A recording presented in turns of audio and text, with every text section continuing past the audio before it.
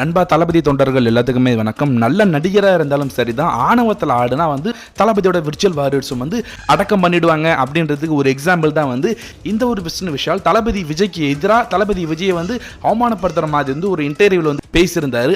அதற்கு நம்ம தளபதி விஜய் ஃபேன்ஸ் கொடுத்த பதிலடியால் வந்து ஐயோ இதுக்கு மேலே வந்து நம்ம இவங்களை பகைச்சிக்கிட்டா நம்மளை வந்து ஒரு வழி பண்ணிடுவாங்க, அதனால் வந்து நம்ம சரணடைஞ்சிடலாம், அந்த அளவுக்கு வந்து ஆள் இறங்கி வேற மாதிரி ஒரு சம்பவம் பண்ணியிருக்காரு. அது என்னன்றது நான் சொல்கிறேன், வீடியோ வந்து கடைசி வரைக்கும் பாருங்கள். இவர் சமீபத்தில் வந்து ஒரு இன்டர்வியூ வந்து கொடுத்திருந்தாரு. அந்த ஒரு இன்டர்வியூவில் என்ன சொல்லியிருந்தாருன்னா, தலைவர் சூப்பர் ஸ்டார் ரஜினிகாந்த் அப்படின்ற மாதிரி வந்து பேசியிருந்தாரு. தலைவர் ரஜினிகாந்த் தான் அண்ட் விஜய், அதாவது விஜய் அவர் தமிழ்நாட்டோட முதலமைச்சராக இருந்துட்டு இருக்காரு, ஆனால் அவரை பார்த்து வந்து விஜய் அப்படின்னு வந்து சொல்லியிருந்தாரு. இது தளபதி தொண்டர்கள் மத்தியில் ஒரு பெரிய வெறுப்பு இந்த ஆளு மேல வந்து ஏற்படுத்தி இருந்துச்சு. அதனாலேயே இந்த ஆளை போட்டு எல்லாம் அடிக்க ஆரம்பிச்சிட்டாங்க. நான் கூட நினைச்சிட்டு இருந்தேன் இதுக்கு சம்மந்தமே இல்லாம வந்து நம்ம தளபதியை பத்தி இப்படி பேசணும் அப்படின்னு பார்த்தா இப்போ நான் போட்டோலாம் நிறைய போடுறேன் பாருங்க. இதுதான் விஷயமா இருந்துட்டு இருக்கு. இந்த ஒரு விஷ்ணு விஷால் வந்து உதயநிதி ஸ்டாலின் கூடயும் திமுக கூடயும் வந்து ரொம்ப வந்து க்ளோஸா இருந்துட்டு இருக்காரு. அது மட்டும் கிடையாது, உதயநிதி பத்தி அந்த ஆள் பேசியிருக்க அந்த ஒரு வீடியோன்றது போடுறேன், அதையும் பாருங்க.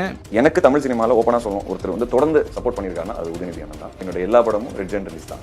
இந்த ஒரு வீடியோன்றது நீங்க வந்து பார்த்துருப்பீங்க. அதுல நான் உதயநிதி இல்லாம நான் இல்லவே இல்லை, உதயநிதி தான் எனக்கு வாழ்க்கை கொடுத்ததுன்ற அளவுக்கு வந்து பேசிட்டு இருக்காரு. அதனாலேயே வந்து தளபதி விஜய் முதலமைச்சரானது வந்து இந்த ஆளுக்கு வந்து பிடிக்கவே கிடையாது.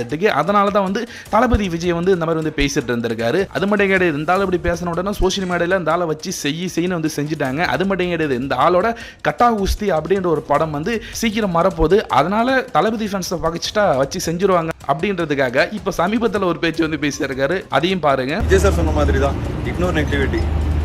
இதுல வந்து விஜய் சார் தளபதி சொன்ன மாதிரி இக்னோர் நெகட்டிவிட்டி அப்படின்ற மாதிரி வந்து மண்டி போட்டுட்டாரு. ஸோ இதுதான் தளபதி விஜய் கிட்ட யார் எதிர்த்து பேசினாலும் யார் வந்து வம்பு பண்ணாலும் கடைசியா கர்மான்றதை வச்சு செஞ்சிரும். அது இந்த விஷ்ணு விஷாலுக்கும் நடந்திருக்குன்றதான் விஷயமா இருந்துட்டு இருக்கு. இந்த ஆளை பத்தி என்ன நினைக்கிறீங்கன்றத கமெண்ட்ஸ்ல சொல்லுங்க. சப்ஸ்கிரைப் பண்ணாதவங்க சப்ஸ்கிரைப் பண்ணுங்க. தேங்க்யூ.